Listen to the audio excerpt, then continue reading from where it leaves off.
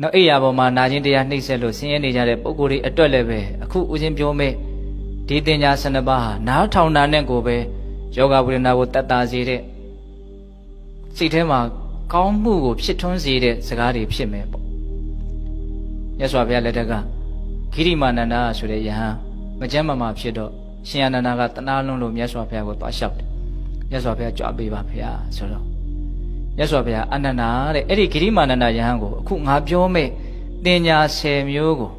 မင်းဟောမယ်ဆိုလို့ရှိရင်မင်းသူ့ကိုသွားပြောမယ်ဆိုရင်သူအဲ့ဒီတင်ညာ10မျိုးကိုလည်းနားထောင်ပြီးတာနဲ့သူ့ရဲ့ယောဂဝေဒနာတွေပျောက်သွားလိမ့်မယ်တဲ့အာမခံချက်နဲ့တော့မြတ်စွာဘုရားဟောတာနော်တင်ညာဘယ်နှမျိုးတော့10မျိုးအဲ့ဒါရှင်အနန္ဒာကညံထက်တဲ့ပုဂ္ဂိုလ်ဆိုတော့မြတ်စွာဘုရားရှိတခဏချင်းပဲအဲ့ဒီတင်ညာ10မျိုးကိုသင်ယူပြီးတော့အဲ့ဒီဂိရိမာနန္ဒာယဟန်တွေကိုသွားပြီးတော့ဟောတာအဲ့ဒါလည်းနားပြီးတော့အဲ့ဒါယောဂတကယ်ပျောက်သွားတယ်အဲ့ဒီတင်ညာ10မျိုးကိုမှတ်မယ်နော်နာယူယုံမျှဖြင့်ယောဂဝေဒနာကိုတတ်တာပျောက်ကွင်းရစေတဲ့အစွမ်းထက်တဲ့သဘာဝတရားလို့ယုံကြည်မှုနဲ့လည်းပဲဘုံဘုံတို့နာယူရမယ်ပေါ့ဟုတ်လားတင်ညာ10မျိုးကဘာတွေလဲဆိုတော့အနိစ္စတင်ညာအနတ္တတင်ညာအတုပတင်ညာအာဒီနဝတင်ညာပဟာနတင်ညာဝိရာဂတင်ညာនិရောဓတင်ညာသဗ္ဗလောကိအနာပိတတတင်ညာသဗ္ဗသင်္ခါရေတုအနိစ္စတင်ညာအာနာပါနတတိ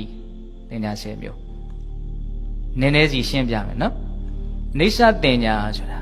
မတည်မြဲမှုကိုအမှတ်ရတာအိဋ္ဌဆိုတာမမြဲတာတင်ညာဆိုတာအမှတ်ရတာနော်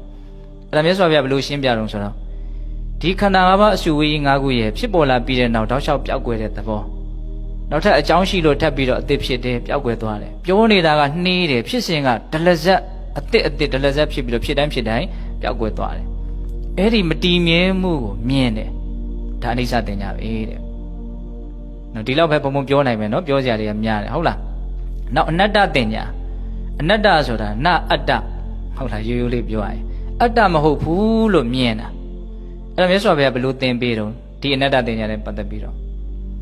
ဒီမျက်စိနာနာလျှာကိုယ်စိတ်ဟာငါမဟုတ်ဘူးဒါဟာအတ္တမဟုတ်ဘူးမြင်တတ်တဲ့သဘာဝကြားတတ်တဲ့သဘာဝပျက်စီးနေတဲ့သဘာဝမကောင်းတဲ့သဘာဝအနတ္တသဘာဝမျှတာဖြစ်တယ်ဒါအတ္တမဟုတ်ဘူးလို့အဲ့ဒီလိုစဉ်းစားဆင်ခြင်တာအနတ္တတင်ညာတဲ့နောက်အတုပတင်ညာအတုပတင်ညာကြတော့သိဖို့လွယ်တယ်နော်ဘုံဘုံတို့ခန္ဓာကိုယ်ကြီးရဲ့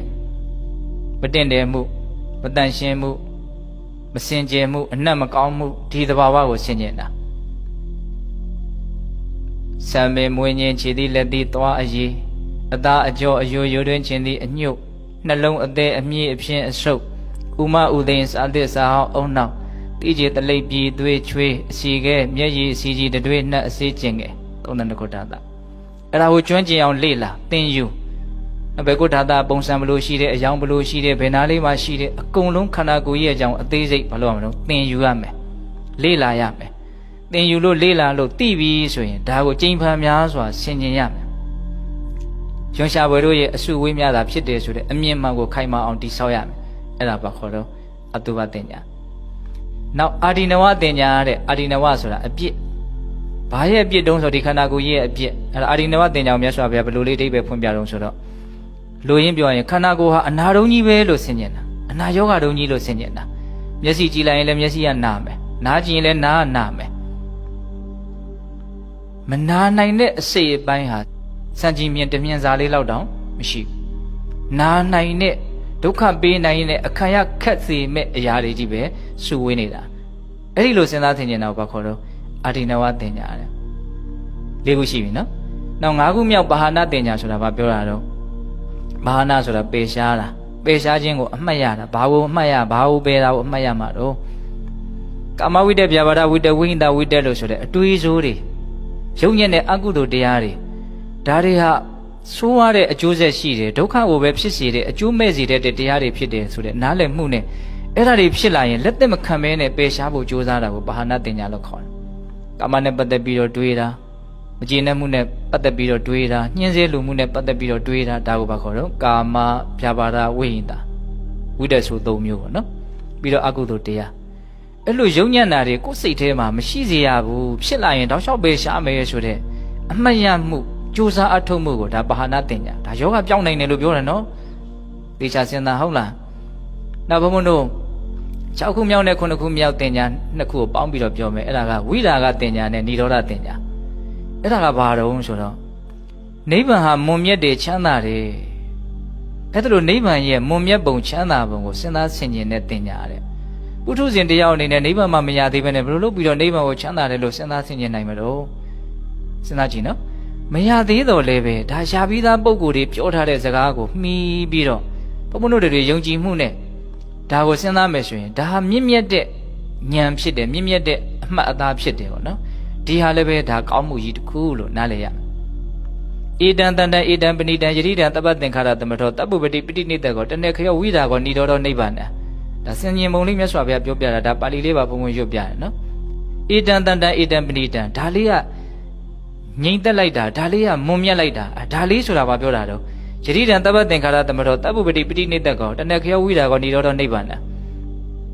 သင်္ခါရတရားတွေရဲ့ငြိမ်းရာကိလေသာတရားတွေရဲ့ချုပ်ရာနိဗ္ဗာန်ကိုပြောတာနော်ကိလေသာကုန်ရာဒုက္ခချုပ်ရာနိဗ္ဗာန်တရားအဲ့ဒီနိဗ္ဗာန်ဆိုတဲ့တရားဟာမွန်မြတ်တယ်ငြိမ်သက်တယ်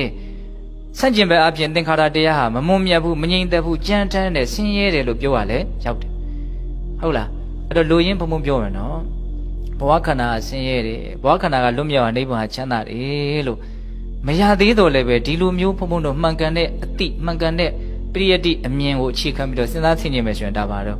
ဝိရာဂတင်ညာនិရောဓတင်ညာသူလည်းယောဂပြောက်စီတဲ့အမတ်တင်ညာတွေပဲနော်နောက်ပြီးတော့တပ္ပလောကိအနာဘိဒတတင်ညာဟောတပ္ပလောကိအနာဘိဒတတင်ညာဆိုတာဘာပြောရတော့ဒီခန္ဓာ၅ပါးရဲ့ပုံမှာဒါဟာငါပဲငါဥစ္စာပဲဆိုတော့ဥပါဒံတရားနဲ့ဘုန်းဘုန်းတို့စွဲနေတာတွေရှိတယ်အဲ့ဒီဥပါဒံနဲ့စွဲနေတဲ့အစွဲတွေကိုပယ်ဖြောက်ပြီးတော့နေတာကိုတပ္ပလောကိအနာဘိဒတတင်ညာလို့ခေါ်တယ်တဲ့အလုံးစုံသောလောကဟာပြောမှုဝေရမရှိဘူးလို့မြင်လိုက်တာပေါ့ဘယ်လိုနည်းနဲ့မြင်တာတော့ဒါဟာငါပဲဒါဟာငါဥစ္စာပဲဆိုတဲ့မှားယွင်းတဲ့ဆွဲလန်းမှတ်ထင်မှုတွေကိုဖယ်ဖြောက်ပြီးတော့နေတာအဲ့ဒါတပ္ပလောကိနာဘိဒတတင်ညာတယ်နောက်တပ္ပသင်္ခါရေသူအနိစ္စတင်ညာတဲ့ကိုကူမြောက်ကတပ္ပသင်္ခါရေသူအနိစ္စတယ်အလုံးစုံသောသင်္ခါရတရားတွေကိုအလိုမရှိဘူးဆိုတဲ့အမှတ်တင်ညာတယ်သူကတော့တော်တော်မြင့်သွားတယ်သူကဒီရုပ်တည်နေဖြစ်နေရတာကိုပဲစိတ်ထဲမှာဆက်ဆုပ်တယ်ယွန်းရှားတယ်ရှက်တယ်ဆိုတဲ့အမြင်တဲ့ဒါဘုရားကိုယ်တိုင်ရှင်းပြတာဘုန်းဘုန်းတို့ကရုပ်တည်နေရဲ့အကြောင်းကိုမကောင်းမှမသိတဲ့အခါကျတော့ရုပ်တည်နေရဲ့ပုံမှာနော်အမျိုးမျိုးအထင်မှားပြီးတော့ဆွဲလန်းနေတာမမောနေတာတွေ့တာနေတာဒီမှားယွင်းမှုအပြည့်နဲ့နေနေတာနော်အဲ့ဒါကိုခြေဖြတ်နိုင်မှုအတွက်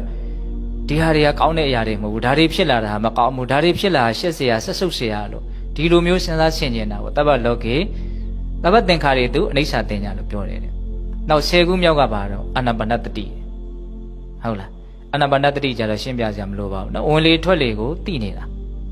ဝင်တိုင်းထွက်တိုင်းသတိရှိနေတာစိတ်ကဘယ်နေရာမှာတွေးနေတာမဟုတ်ဒီဝင်လေထွက်လေပုံမှာပဲစိတ်ရှိနေတာဒါနားလေလွယ်ဖို့အတွက်ဘုံဘုံပြောလိုက်တာဟုတ်လားအဲ့ဒါပါတော့တင်ညာ10မျိုးအဲ့ဒါတကယ်ပဲဂိရိမာနန္ဒယံဟာနာယူပြီးတော့ပျောက်သွားတယ်လို့မှတ်တမ်းတင်ထားတယ်တော့ယောဂဖြစ်နေတဲ့အချိန်မှာဒီတင်ညာ10မျိုးခုဘုံဘုံပြောတာလေးကိုနားထောင်နေရင်းနဲ့ဒါအထုတ်ပြီးသားဖြစ်သွားမယ်နော်အထိုင်လျောက်ဟုတ်တယ်မဟုတ်လားနောက်ပြီးတော့ဘုံဘုံတို့တင်ညာက12မျိုးထိမှတ်သားရမယ်နောက်ထပ်ခိလန္ဒသုတ်တန်တစ်ခုရှိသေးတယ်အဲ့ဒါကမကျမ်းမာတဲ့ယဟန်တစ်ပါးမြတ်စွာဘုရားတည်တော်မူလို့လူမမာသွားမေးတဲ့အနေနဲ့ကြွားသွားတာကိုရောက်တဲ့အခါကျတော့မြတ်စွာဘုရားဟောတယ်အခုငါပြောမဲ့ဒီတရား5မျိုးကိုမကျမ်းမာတဲ့ပုဂ္ဂိုလ်တွေဟာစိတ်ထဲမှာမစွန့်လွတ်ဘူးဆိုရင်ကျမ်းမာရေးမကောင်းတဲ့ပုဂ္ဂိုလ်ဟာဒီ5မျိုးကိုအမြဲတမ်းနှလုံးသွင်းနေမယ်ဆိုရင်လို့ဆိုလိုတာဒီ5မျိုးကိုသူတို့မစွန့်လွတ်ဘူးဆိုရင်သူတို့ဟာယဟန္တာဖြစ်လိမ့်မယ်တဲ့အဲ့တိန်တကောဟောတာအဲ့ဒီတုတ်တန်ကြတာတရားဘယ်နှမျိုးတော့5မျိုးအဲ့ဒီတရား5မျိုးကဘာတုံးဆိုတော့နံပါတ်1အတုပတင်ညာခုနကတော့ပြောတာလည်းပါသွားပြီနောက်နံပါတ်2အာဟာရိပရိကူလတင်ညာကိုစားတော့နေတဲ့အာဟာရရဲ့ရွန်ရှာဆက်ဆုပ်ဖွယ်ကိုအမှတ်ရတာဒါမပါသေးဘူးသောတော်တင်ညာထဲမှာနောက်နံပါတ်3တပ္ပလောကိအနာဘိတတတင်ညာဟောဒါပါသွားပြီသောတော်ကဟုတ်လားနောက်နံပါတ်4တပ္ပသင်္ခါရေတုအနိစ္စတင်ညာ